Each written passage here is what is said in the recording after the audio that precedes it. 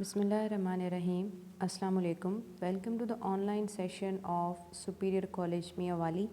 We have started chapter 15 ecology, in which we have learnt about two topics: the basic introduction about the ecosystem, and then we have discussed about the trophic levels and different energy level and their transfer and their consumption within the ecosystem. And today we are going to start our third lecture, that is about the nutrient cycles, and we will discuss water cycle and nitrogen cycle in this lecture. So let's start our lecture. आज का जो हमारा lecture होगा उसमें सबसे पहले हमने ये देखना है कि जो बायोजियोकेमिकल साइकिल होते हैं वो क्या है या क्या चीज़ है। जैसे स्क्रीन पे आपको नज़र आ रहा है कि हमने बेसिकली ना 3 तरह की चीज़ें डिस्कस करनी है। नंबर 1 तो हमने ये डिस्कस करना है जिसको हम न्यूट्रिएंट साइकिल बोलते हैं। नंबर 2 हमने डिस्कस करना है वाटर साइकिल, और नंबर 3 हमने डिस्कस करना है नाइट्रोजन साइकिल। ये 3 चीज़ें हमने डिस्कस करनी है जो हमारे शॉर्ट के हवाले से ये वाले दोनों काफ़ी इंपॉर्टेंट हैं, और एज़ अ लॉन्ग क्वेश्चन ये बहुत बहुत इंपॉर्टेंट है और हर साल रिपीट भी होते रहते हैं ये तीनों। और बहुत इजी सा टॉपिक है लेकिन ऑब्वियसली बहुत इंपॉर्टेंट है from examination point of view. सबसे पहले बेटा हम ये चीज़ देखते हैं, स्टार्टिंग करते हैं कि बायोजियोकेमिकल साइकिल होता क्या है। बायो का मतलब है लाइफ, जियो का मतलब है अर्थ, यानी कि बायोजियोकेमिकल साइकिल की अगर हम डेफिनेशन की बात करते हैं सो हम कहते हैं फ्लो ऑफ न्यूट्रिएंट्स इन्वायरमेंट से ऑर्गेनिज़म की तरफ हो जाएगी, ऑर्गेनिज़म उसको कंज्यूम करेगा, यूटिलाइज़ करेगा, और जब ऑर्गेनिज़म की डेथ हो जाएगी तो वो न्यूट्रिएंट दोबारा से इन्वायरमेंट के पास वापस आ जाएगा। इसको हम बोलते हैं बायोजियोकेमिकल साइकिल, यानी ऑर्गेनिज़म से वो न्यूट्रिएंट जो है इन्वायरमेंट को वापस मिल जाएगा। क्योंकि स्टार्टिंग में क्या था कि इन्वायरमेंट से ऑर्गेनिज़म को न्यूट्रिएंट मिला था, ये नंबर 1 पॉइंट था, और फिर नंबर 2 में क्या था कि ऑर्गेनिज़म से nutrient back toward the environment चला गया। तो इसको हम कह रहे हैं कि ये हमारे पास बायोजियोकेमिकल साइकिल है। फिर उसके बाद अगर आप देखें तो आपको साथ में जो है ना एक उन्होंने बताया कि हर लिविंग ऑर्गेनिज़म को न्यूट्रिएंट की रिक्वायरमेंट होती है, क्योंकि न्यूट्रिएंट उसने मल्टीपल वे में जो है यूटिलाइज़ करने होती हैं, लेकिन ये जो एक रिक्वायरमेंट है ये साइक्लिक मैनर में कंप्लीट होती है और उसको हम बायोजियोकेमिकल साइकिल बोलते हैं। फिर सेकेंडरी जो एक चीज़ यहाँ पर आपके साथ डिस्कस की गई है वो रिजर्वायर्स के हवाले से है। अब रिजर्वायर में ये पैराग्राफ आपको बहुत अच्छा समझ आ जाएगा अगर आपको ये चीज़ समझ आती है, क्योंकि इसी की टाइप एलेबोरेशन है। इसको मैं थोड़ा जूम आउट करती हूँ तो यहाँ पे हम ये चीज़ देखते हैं सबसे पहले कि रिजर्वायर को आपने समझना कैसे है, याद कैसे रखना है। इसको आपने ये चीज़ जहाँ पर याद रखनी है कि अगर सबसे पहले आपने ये देखना है कि अर्थ के अंदर 4 टाइप के रिजर्वायर्स होती हैं, ठीक है। एक को हम बोलते हैं reservoir A, reservoir B, C and D. अब इन रिजर्वायर में 2 चीज़ों का डिस्कशन किया जाता है हमेशा, ऑर्गेनिक न्यूट्रिएंट का और इनऑर्गेनिक न्यूट्रिएंट का। आपने बेटा ये बात याद रखनी है कि जब भी हम ऑर्गेनिक न्यूट्रिएंट की बात करते हैं तो ऑर्गेनिक न्यूट्रिएंट मटेरियल जो है वो अवेलेबल होगा ऑर्गेनिज़म को in the form of dead organic matter, यानी डेट्राइटस की फॉर्म में।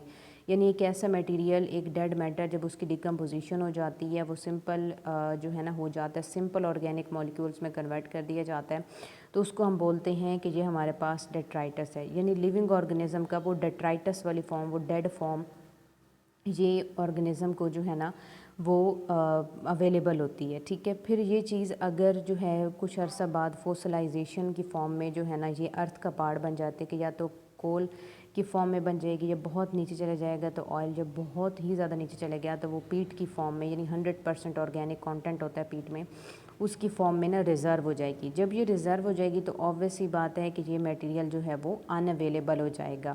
यानी रिजर्वायर ए तब थी जब वो डेड ऑर्गेनिक मैटर था वो सॉइल के ऊपर मौजूद था, उसकी डिकम्पोजिशन हो रही थी, तो अब यहाँ पर इसको यूटिलाइज़ किया जा सकता था, कोई भी प्लांट इसको कंज्यूम कर सकता था या कोई भी एनिमल इसको फीड कर सकता था। तो ये जैसे हर आपको पता है डेट्रीटिवोर्स जो होते हैं डेड मैटर पर फीड करने वाले एनिमल, वो इसको यूज़ कर सकते थे। तो अब तक तो ये अवेलेबल था, लेकिन फिर उसके बाद ये रिजर्वायर वी के अंदर चला जाता है जब ये अर्थ का पार्ट बन जाता है या कोल और पीट और ऑयल का पार्ट बन जाता है, तो तब ये फोसलाइज्ड फॉर्म में था।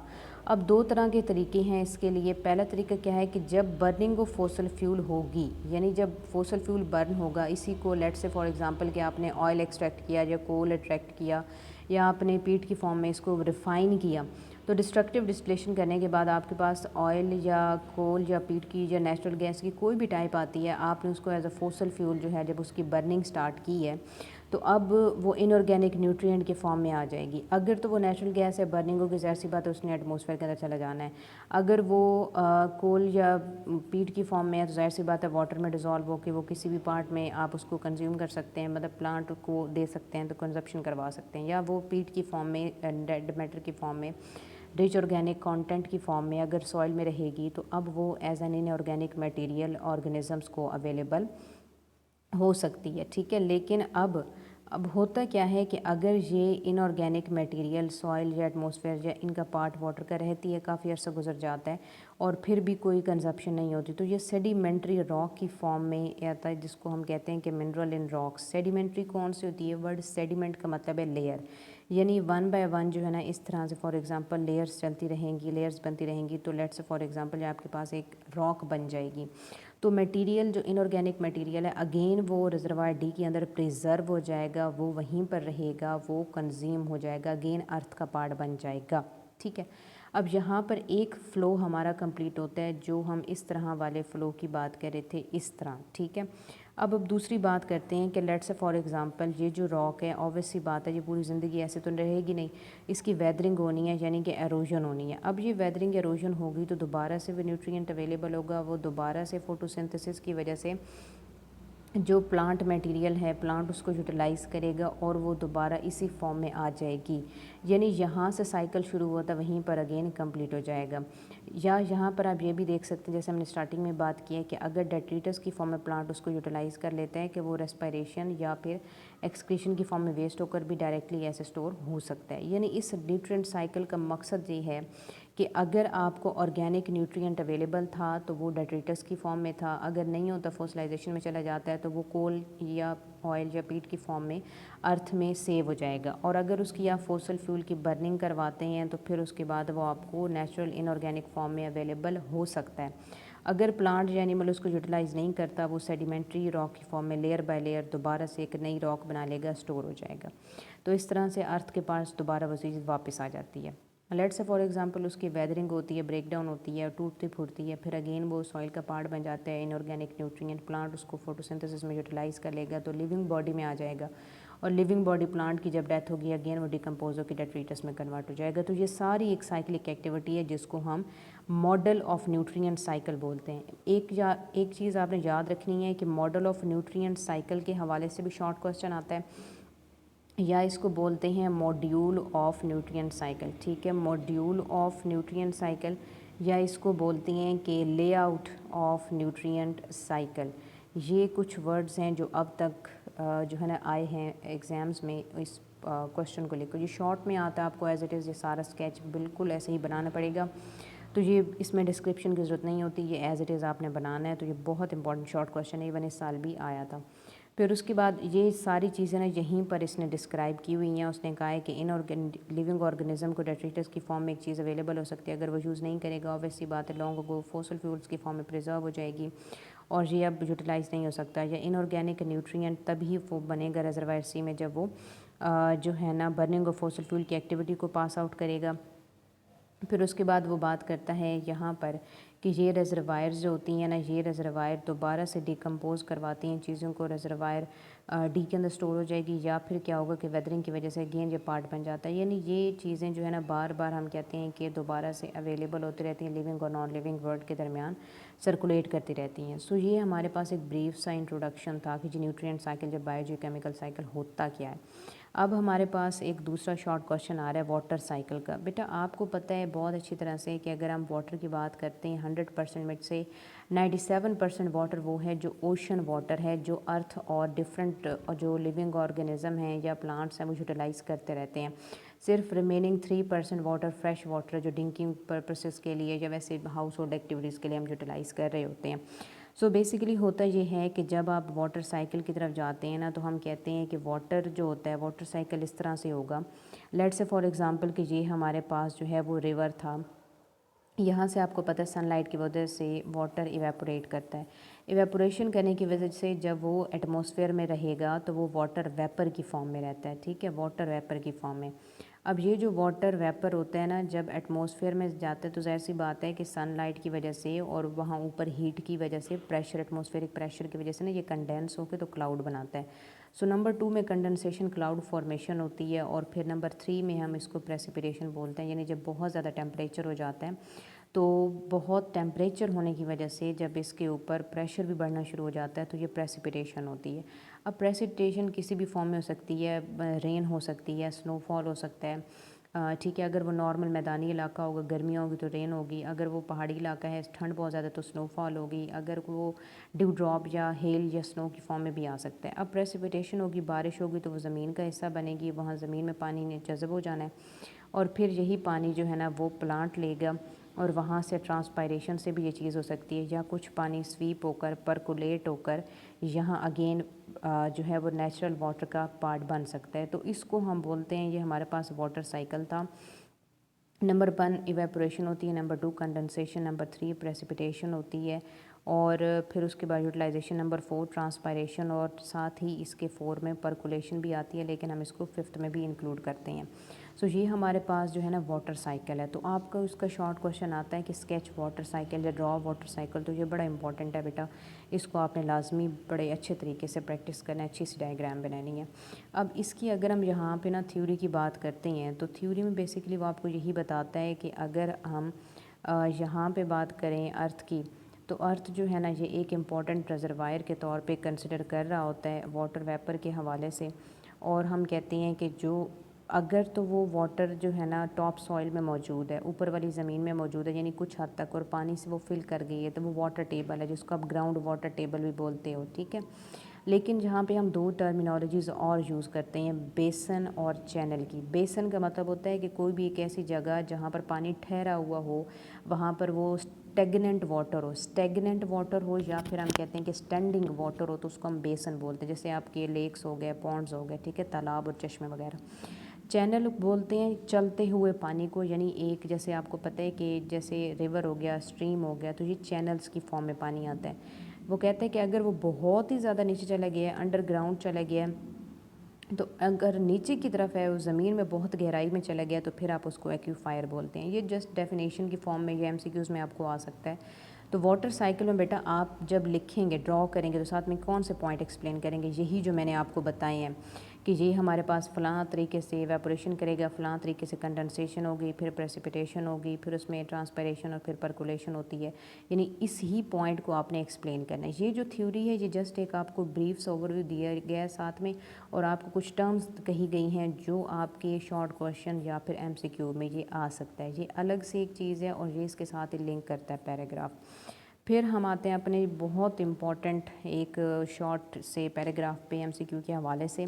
तो वो कहते हैं कि लिविंग ऑर्गेनिज्म के अंदर भी रफली 70% तो वाटर मौजूद होता ही है, जो कि वो जाहिर सी बात है कि वाटर साइकिल की वजह से ही आ रहा होता है। कि प्लांट की अगर आप बात करते हैं तो वो वाटर को रूट के थ्रू एब्जॉर्ब करता है, या अगर आप एनिमल की बात करते हैं तो वो वाटर को ड्रिंक करते हैं, पानी पीते हैं। तो इस पानी को वो सेलुलर रेस्पायरेशन में प्लांट यूटिलाइज भी कर लेता है स्मॉल अमाउंट में, फोटोसिंथेसिस वगैरह के थ्रू, और यही वो वाटर है जिसको दोबारा से वो रेस्पायरेशन की वजह से जब वो एनर्जी निकालता है, तो वाटर को जो है ना वो रिलीज़ कर रहा होता है। तो वाटर ट्रांसपायरेशन के थ्रू भी जा सकते हैं, और वैसे भी वो एक्स्ट्रा वाटर अपने आप से जो है ना रिलीज़ कर देता है या एक्सक्रीट कर देता है। सो नेक्स्ट हमारे पास बेटा आता है कि नाइट्रोजन साइकिल, बड़ा इंपॉर्टेंट हमारे पास जो है ना, ये हमारे पास इंपॉर्टेंट क्वेश्चन बनता है नाइट्रोजन साइकिल के हवाले से।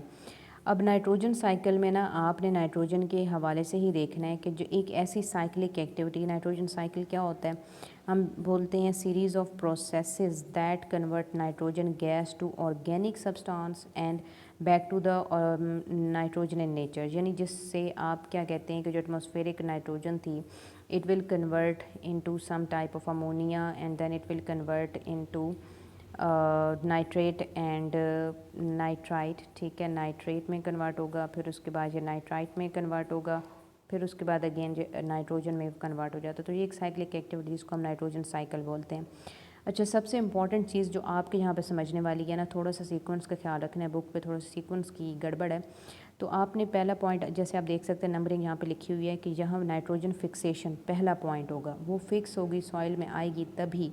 नंबर 2 सेकंड पॉइंट अमोनिफिकेशन होगी कि वो नाइट्रोजन अमोनिया में कन्वर्ट कर दी जाएगी। नंबर 3 वो नाइट्रिफिकेशन को गुजारेगी। नंबर 4 वो एसिमिलेशन करेगी, और नंबर 5 वो डीनाइट्रिफिकेशन करके दोबारा एटमॉस्फेयर का पार्ट बन जाएगी। तो सबसे पहले हम इसको यहाँ से शुरू करते हैं कि जो नाइट्रोजन फिक्सेशन होती है, अगर हम इसकी बात करें तो हमें पता है कि नाइट्रोजन ने जो है ना एटमॉस्फेयर में वो नाइट्रोजन N2 के फॉर्म में होते हैं, जिसमें 3 हाइड्रोजन बॉन्ड्स होते हैं, जिनको ब्रेक करने के लिए काफ़ी ज़्यादा अमाउंट ऑफ आप जो है ना एक्सटर्नल एनर्जी की बात करते हैं। तो ये बेसिकली पॉसिबिलिटी तो हो नहीं पाती कि इतनी ज़्यादा अमाउंट ऑफ एनर्जी आपको मिले। तो ये 3 तरीके से पॉसिबिलिटी बन सकती है, या तो एटमॉस्फेरिक फिक्सेशन हो सकती है, या इंडस्ट्रियल, या फिर बायोलॉजिकल फिक्सेशन है। एटमॉस्फेरिक फिक्सेशन जो होती है ना बेटा, वो इस तरह से होती है कि 5 to 8% जब लाइटनिंग होती है, थंडरस्टॉर्म यानी बिजली गरजती है, तो वो अलाउ करती है कि वो नाइट्रोजन और ऑक्सीजन को कंबाइन कराए और उससे ऑक्साइड बनते हैं नाइट्रोजन के, NO2 या NO N2O, मतलब नाइट्रोजन के काफ़ी सारे ऑक्साइड हैं। N2O भी नाइट्रोजन ऑक्साइड है, NO भी नाइट्रोजन ऑक्साइड है, NO2 भी जो है ना ये नाइट्रोजन ऑक्साइड के अंदर आते हैं। तो ये सारी चीज़ें, या फिर इसके अलावा N2O2, ये डिफरेंट टाइप के नाइट्रोजन ऑक्साइड्स के एग्जांपल हैं। ये फिर एटमॉस्फेयर में एग्जिस्ट करते हो, बारिश वगैरह होती है तो ये नीचे ज़मीन में आ जाते हैं, पानी में डिज़ोल्व होकर फिर प्लांट इसको यूटिलाइज़ कर लेता है। दूसरी हमारे पास होती है कि नाइट्रोजन फिक्सेशन इंडस्ट्रियल तरीके से हो सकती है, जब आप फर्टिलाइज़र की फॉर्म में ऐड करेंगे। और तीसरी होती है बायोलॉजिकल फिक्सेशन, जो कि 60% यानी सबसे ज़्यादा यही प्रैक्टिस की जाती है और हमारा बेसिक कंसर्न भी यही है। डिफरेंट टाइप के बैक्टीरिया होते हैं जो कि नाइट्रोजन की फिक्सेशन में इन्वॉल्व हैं। ये सामने एग्जांपल्स आपको गिवन है। हमारे पास एरोबिक में अज़ोटोबैक्टर की एग्जांपल है, ये बड़ी इंपॉर्टेंट है एमसीक्यू के लिए। तो इसके अलावा एनारोबिक में क्लोस्ट्रीडियम बैक्टीरिया की एग्जांपल है। और सिम्बियोटिक, ये तो फ्री लिविंग थे ना, कि एरोबिक में अज़ोटोबैक्टर, एनारोबिक में क्लोस्ट्रीडियम। सिम्बियोटिक यानी जो प्लांट रूट्स के साथ सिम्बियोटिक बैक्टीरिया प्लांट की रूट्स के अंदर जो ग्रो करते हैं ना, उनको सिम्बियोटिक बैक्टीरिया बोलते हैं। उनमें राइजोबियम की स्पीशी है, जो कि लेग्यूम प्लांट, लेग्यूम बोलते हैं, LGUME, लेग्यूम प्लांट बोलते हैं। जैसे फॉर एग्जांपल स्वीट पी, मटर हो गया, ठीक है। इनकी जो फैमिली है ना लेग्यूमिनस, जो फलीदार जितने भी मतलब होते हैं दरख्त होते हैं, उनकी जड़ों में नीचे होते हैं, जिसमें बेस्ट एग्जांपल हमारे पास स्वीट पी की आती है, उसकी मटर की आती है। तो ये वहाँ पर जो नाइट्रोजन फिक्सेशन के अंदर इन्वॉल्व है। ये आप साइकिल में देख सकते हैं कि पहला स्टेप इन्होंने नाइट्रोजन फिक्सेशन का लिखा हुआ है, फिर उसके बाद अमोनिफिकेशन दूसरा है, फिर ये नाइट्रिफिकेशन के 2 स्टेप इन्होंने लिखे हैं, और फिर उसके बाद वेसिमिलेशन के बाद यहाँ पे डीनाइट्रिफिकेशन पे आए हैं। पहले हम थ्योरी देख लें, फिर मैं आपको साइकिल भी ब्रीफ करती हूँ। सेकंड जहाँ पर हम बात कर रहे थे अम्यूनिफिकेशन की, तो हम कहते हैं कि नाइट्रोजीनस, यहाँ पे थोड़ा सा एक और कॉन्सेप्ट भी उन्होंने दिया है कि या तो वो जो नाइट्रोजन आई है, ठीक है, वो जो नाइट्रोजन आई थी ना, जब उसने अर्थ में रहना है, उसकी फर्दर ब्रेक डाउन होनी है, तो उसने अमोनिया के अंदर NH4 के अंदर कन्वर्ट हो जाना है। एक तो ये तरीका है। या ये हो सकता है कि नाइट्रोजीनस कंपाउंड जो कि डेड ऑर्गेनिक मैटर से आते हैं, तो सॉइल के जो सेप्रोफाइटिक बैक्टीरिया, सेप्रोफाइटिक मतलब डेड ऑर्गेनिक मैटर पर फीड करने वाले बैक्टीरिया, यानी जो डिकम्पोजिंग बैक्टीरिया होते हैं, उनको हम सेप्रोफाइटिक बोलते हैं।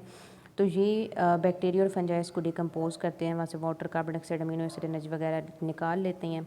अमोनिया के जो मतलब होते हैं ना, ये इस तरह से बनते हैं कि अमीनो एसिड, ये अमीनो एसिड जो होते हैं, इनकी कन्वर्जन होती है और जो फाइनली अमोनियम आयन्स या अमोनिया में कन्वर्ट होते हैं। ये NH4 पॉजिटिव अमोनियम आयन होता है, और अगर वो NH3 हो तो फिर आप उसको अमोनिया बोलते हैं, क्योंकि उसके ऊपर 2 लोन पेयर होते हैं।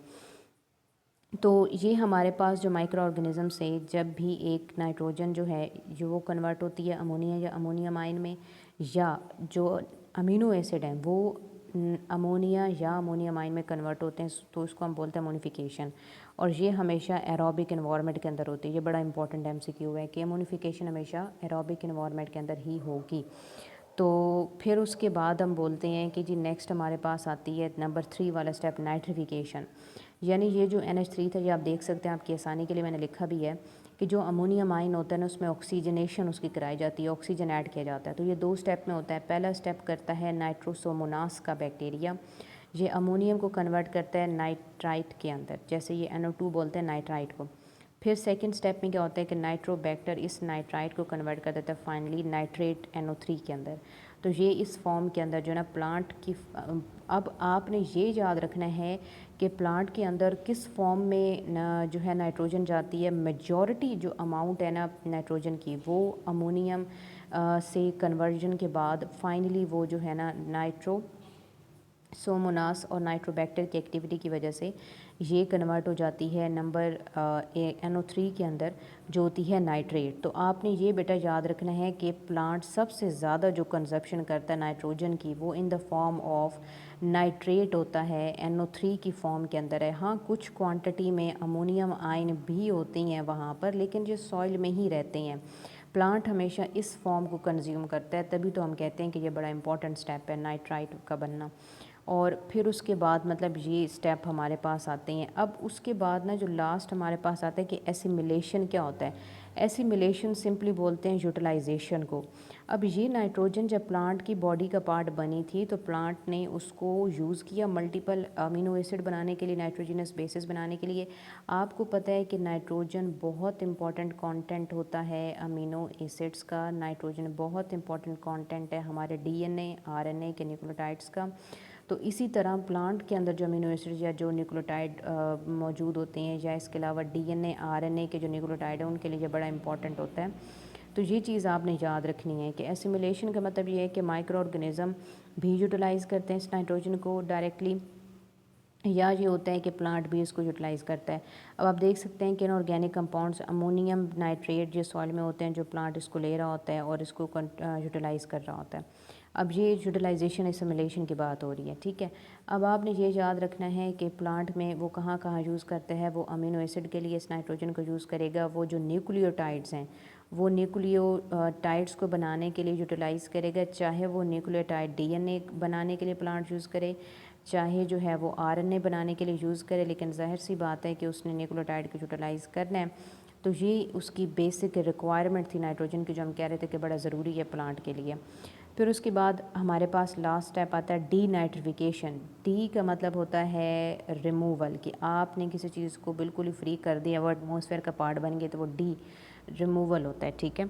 अब जैसे हम बात कर रहे हैं कि यही जो नाइट्रोजन है, as a result of these all of the activities, जब ऑक्सीजन नहीं होगी तो ऑक्सीजन की प्रेजेंस में यही नाइट्रोजन दोबारा से कन्वर्ट कर दी जाएगी, नाइट्रेट वगैरह को रिलीज़ कर दिया जाएगा, और ये नाइट्रेट से दोबारा जो है ना बन जाएगी टुवर्ड्स द नाइट्रोजन। अगर अब आप ज़रा इस चीज़ को सोचें कि NO3 की फॉर्म में अगर वो चीज़ एग्जिस्ट करती है और ऑक्सीजन नहीं है, तो बैक्टीरिया ने इसकी ब्रेक डाउन करनी है ताकि वो ऑक्सीजन को यूटिलाइज़ कर सकें, ताकि वो ऑक्सीजन को यूज़ कर सकें। तो फिर इन्होंने कन्वर्ट कर देना है इसको NO2 के अंदर। तो एक ऑक्सीजन रिलीज़ हो गई, वो खुद इस्तेमाल कर लेंगे। फिर उसके बाद फर्दर इसको NO और N2O में नाइट्रोजन के ऑक्साइड में कन्वर्ट कर देना है, और फिर फर्दर इसका भी ऑक्सीजन यूटिलाइज़ करके तो फाइनली नाइट्रोजन गैस की फॉर्म में इसको कन्वर्ट कर देना है, जो कि अपर एटमॉस्फेयर के अंदर चला जाएगा, और यहाँ पर नाइट्रोजन साइकिल जो है ना कंप्लीट हो जाता है।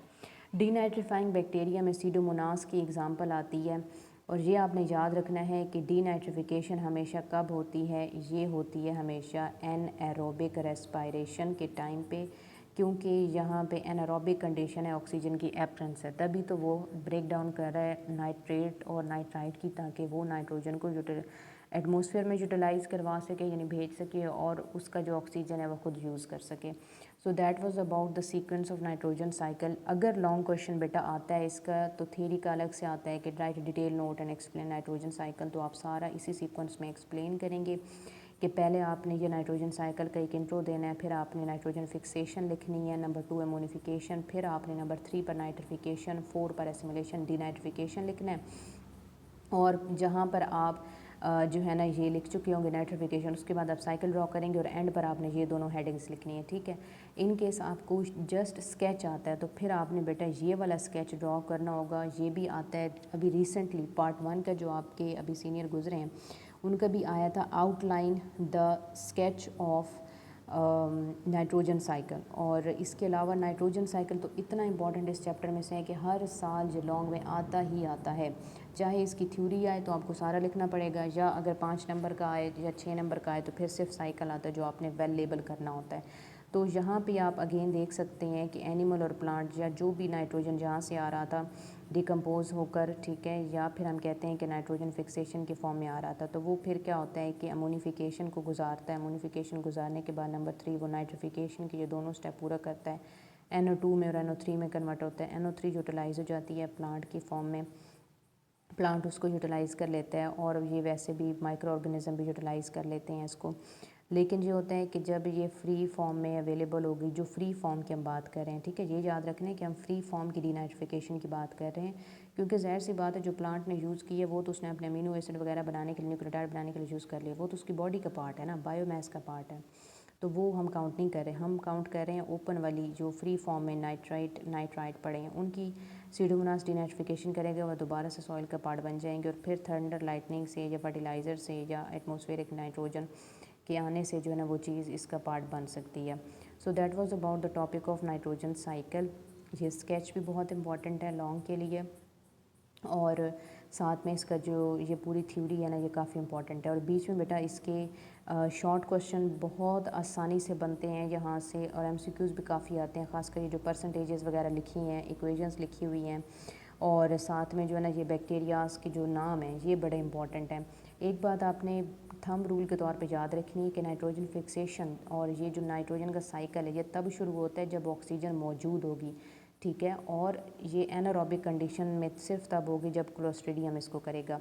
और दूसरी बात आपने याद रखनी है कि डीनाइट्रिफिकेशन तब होगी जब एनारोबिक कंडीशन होगी, जब ऑक्सीजन नहीं होगी, तभी तो वो उसकी ब्रेक डाउन करके और ऑक्सीजन को खुद यूटिलाइज़ करेगा बैक्टीरिया सीडोमोनास, और नाइट्रोजन को एटमॉस्फेयर में रिलीज़ करवा देगा। That was about the topic of nitrogen cycle. इसको आपने अच्छे से प्रिपेयर करना है, अगर क्वेश्चन हो तो आप पूछ सकते हैं। Wish you all the very best and good luck.